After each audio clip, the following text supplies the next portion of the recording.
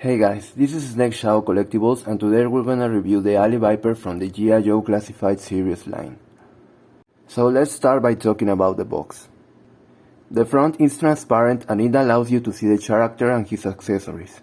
It also features a nice illustration of the character as well as the Cobra logo in the background.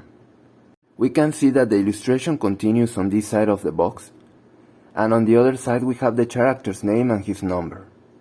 And on the back we have a nice illustration that features many of the characters from the G.I. Joe series. Now let's move on to the figure's presentation. As you can appreciate, he's a heavy armor unit and he has lots of accessories. I know that some people don't like the orange color and would have preferred something more classic like green, but I think that it makes sense because he's not supposed to be a stealth unit. Instead of trying to blend with his environment, I think that these soldiers are trying to get the enemy's attention as well as trying to cause fear in them. This figure has lots of details in the sculpt, like the Cobra logo in the shield and in the helmet, and the paint job is pretty good even in places like the face and the Cobra logo.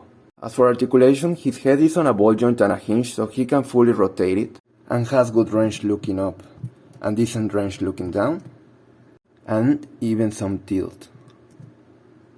On the torso he has no up crunch, but he can rotate his body 360 degrees. He does have a butterfly joint, but it has almost no range. As for the arms, he can fully rotate them, he has a bicep swivel and a good double joint hinge.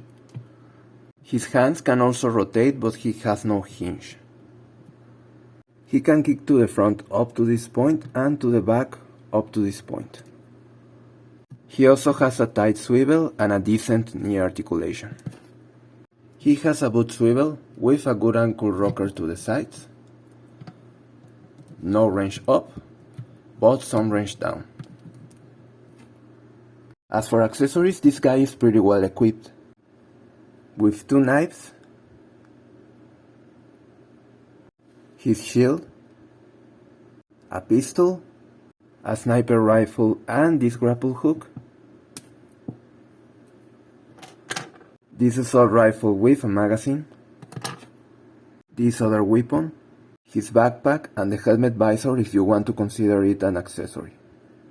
For my conclusion, I think that this figure is an easy recommendation despite of having more limited articulation than other figures from the line, which is understandable because he's a heavy armor unit. He has lots of detail and he can carry all his accessories at the same time. Even if you aren't a collector of the line, this figure can be the perfect henchman for your display if you don't mind the Cobra logo. Thanks for watching my review. Remember that liking, subscribing, sharing and commenting on my videos is always appreciated. See you until next time.